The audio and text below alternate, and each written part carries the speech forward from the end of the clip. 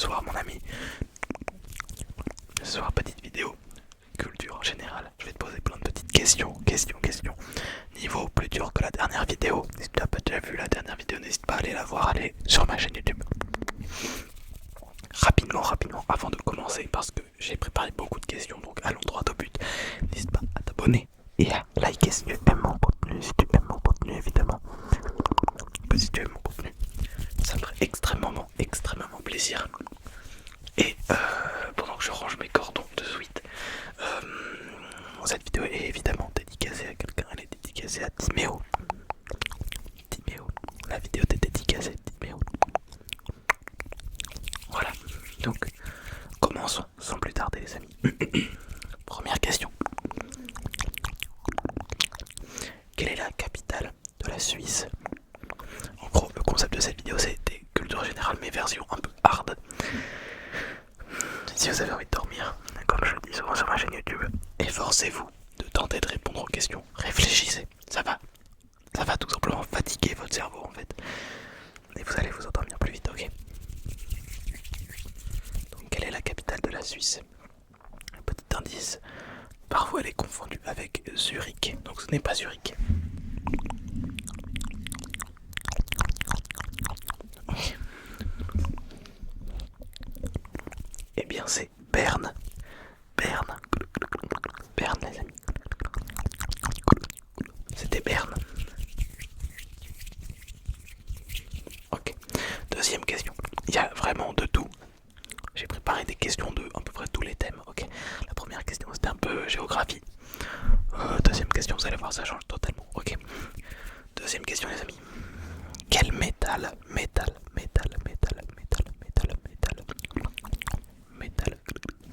est symbolisé par Fe dans le tableau périodique? Tableau périodique, vous voyez très bien de quoi je parle. Les cours de physique chimie au lycée. Donc dans le tableau périodique, il y a écrit Fe dans une case. Il faut que vous me donniez tout simplement, ça fait le métal désigné par Fe. C'est facile, franchement, réfléchissez au métal qui peut être désigné par Fe.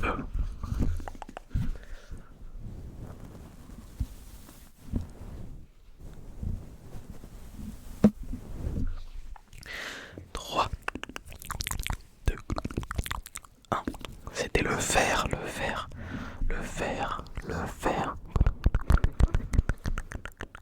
Ok.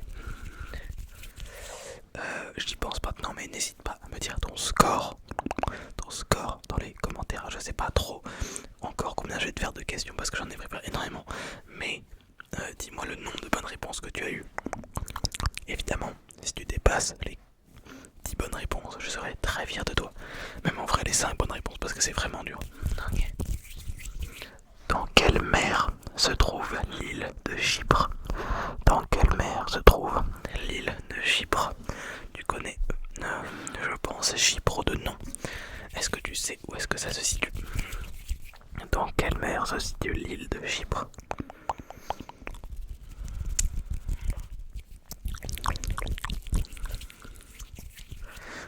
Dans quelle mer? Si je regarde dessus, c'est parce que j'ai noté toutes mes questions, ok? 3, 2, 1. C'est tout simplement en mer Méditerranée.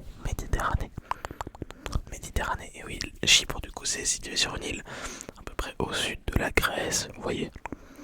Donc la partie orientale de la Méditerranée, hein, vraiment pas du côté de la France, ok. Prochaine question. Relaxe-toi évidemment. Prochaine question. Qui a écrit Le Petit Prince? Le Petit Prince, donc œuvre extrêmement célèbre qui a donné, à mon avis, des dessins animés, des bandes dessinées, même un film je crois. Donc vraiment très célèbre, mais il y a un roman à l'origine de tout ça. Et qui a écrit ce roman? Qui a écrit Le Petit Prince? Qui a écrit Le Petit Prince?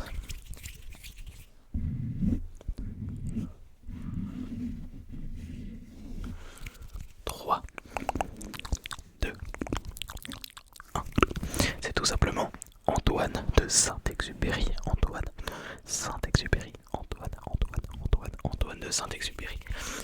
Saint-Exupéry, évidemment, tu as le point. Ok, on est toujours dans la catégorie facile. En gros, c'est facile. Dans l'ancienne vidéo, ça aurait été niveau moyen dur. Là, je vous dis, c'est facile. Ok, préparez-vous pour les questions d'après parce que ça va être tendu. Ok, toujours dans la catégorie facile. Celle-là, elle est simple. Quelle est la langue officielle la plus parlée au Canada? La langue officielle la plus parlée au Canada. Allez, on réfléchit. Normalement, il y a deux langues qui peuvent vous venir en tête. C'est une des deux. La langue officielle la plus parlée. Parlée au Canada, les amis. Au Canada. Canada. Allez, 3. Je m'attarde pas trop. 2. 1. C'est tout simplement l'anglais. Tous ceux qui m'ont dit le français, c'est faux. C'est faux. C'est parlé que dans une région seulement du Canada de façon officielle, le Québec. Donc on parle plus anglais que français au Canada. Ok. Pardon. Alors, nouvelle question. Quelle unité mesure la fréquence du son? La fréquence d'un son en gros. Quelle unité vous voyez? Comme par exemple l'unité qui mesure la vitesse, ça peut être les km/h. Bah là il y a une unité qui mesure la fréquence d'un son. Soit vous l'avez pas là franchement.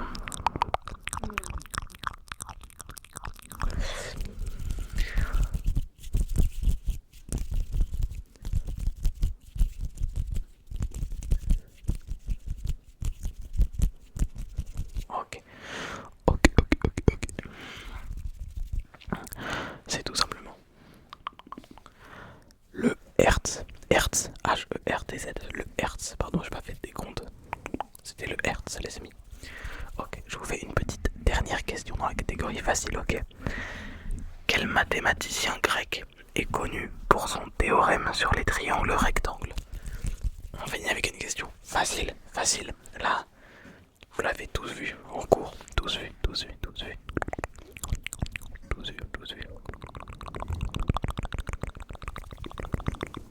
Alors, le théorème sur le triangle rectangle.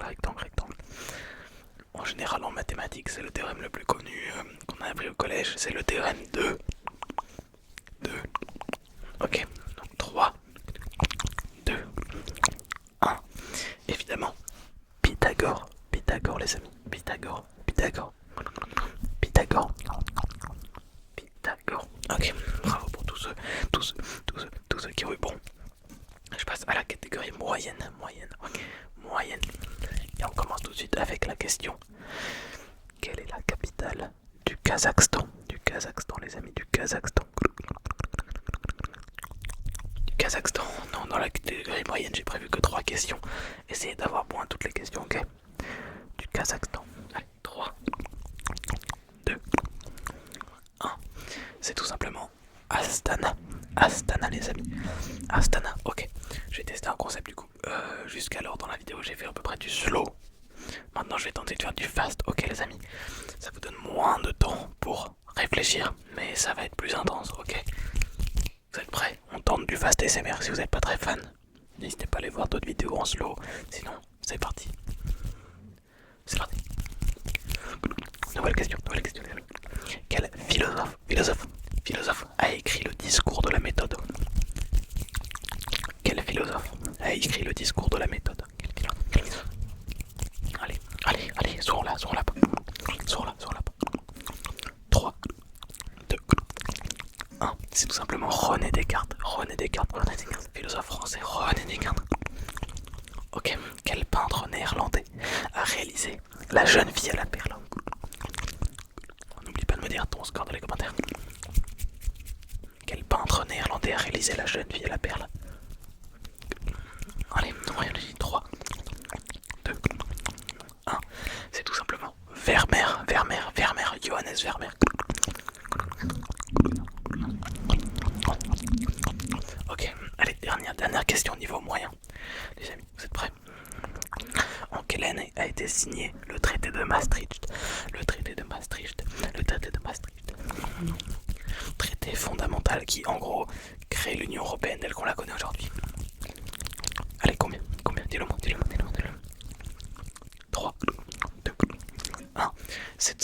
1992, 1992, 1992, ok. On passe à la catégorie des durs. Des durs, là c'est pour tous ceux qui, on va dire pas qui aiment la culture générale, mais qui sont cultivés, qui aiment, qui sont curieux dans la vie, voilà. Ok, c'est parti. Quel écrivain russe est l'auteur de les frères, pardon, Karamazov. Les frères Karamazov. C'est l'écrivain russe le plus connu. Si vous avez un nom en tête, c'est celui-là, forcément. Les frères Karamazov. Alors, qui a écrit les frères Karamazov? 3, 2,